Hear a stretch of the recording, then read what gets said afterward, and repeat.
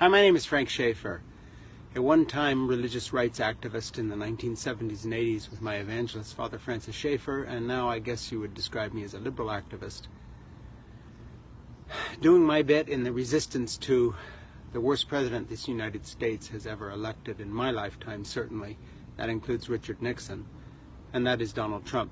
But, you know, as we talk about impeachment and hearings and Russia and Putin and corruption and the nepotism of his family and Breitbart.com and all these other people, let's not lose track of something.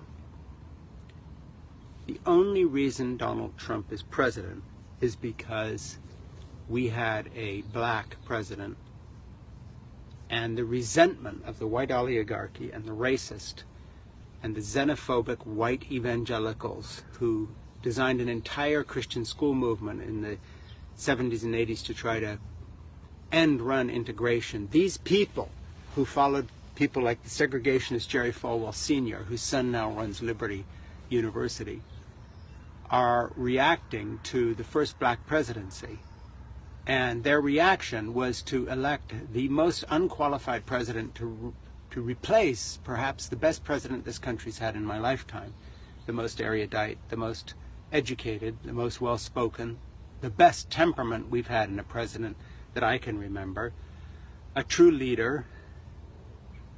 And it's almost like a parody of something like Paradise Lost or Satan's Fall from Heaven, whatever it might be. The reaction against this wonderful figure of President Obama, who endured an 8-year slow-motion lynching by the white mob, the oligarchs, the alt-right, the white supremacists, and all the rest of it. It's almost like a parody. You know, I don't even think Shakespeare would have cooked up something like this, to go from someone so luminous and so bright and so well qualified, but also just so deeply human, the good husband of a wife, a faithful father, someone who is there for his family.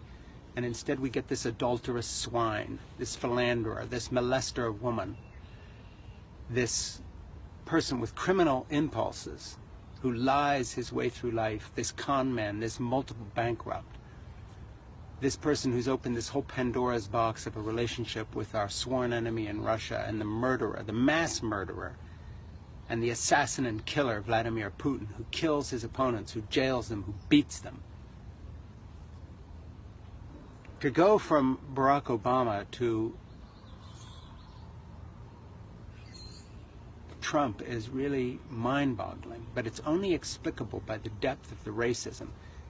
The magnifying glass that Trump's election puts on our country goes to show that, yes, indeed, 40% or so of the American public are uneducated, racist fools who occupy this white underclass that, by the way, is where all the so-called real welfare mothers live. White older males my age are the people who are essentially out there sucking up dollars from the federal system, from Medicaid and Medicare and Social Security and unemployment benefits and disability, huge amounts of white males on disability, in comparison to the productive black community that the whites like to disparage, who are forging ahead economically, and that in spite of the mass incarceration of the new Jim Crow, where male black men have been locked up on the dubious pretext of minor drug charges by the millions to try to control that population out of black ascendancy into our culture. And so I just want to point out, you know, as we struggle, as we resist, let's remember the truth of the matter. The entire fiasco of Trump is made possible by the resentment of white fools, from the billionaire oligarchs and people like Jeff Sessions and Mike Pence, all the way down to the know-nothing twits flying Confederate flags on the back of their stupid pickup trucks, roaring up and down highways. This entire stupid movement, this fart in the wind, which will blow away and be replaced by a multicultural, decent, fair society that will look at this moment with mind-boggling propensity, saying, what on earth was this about?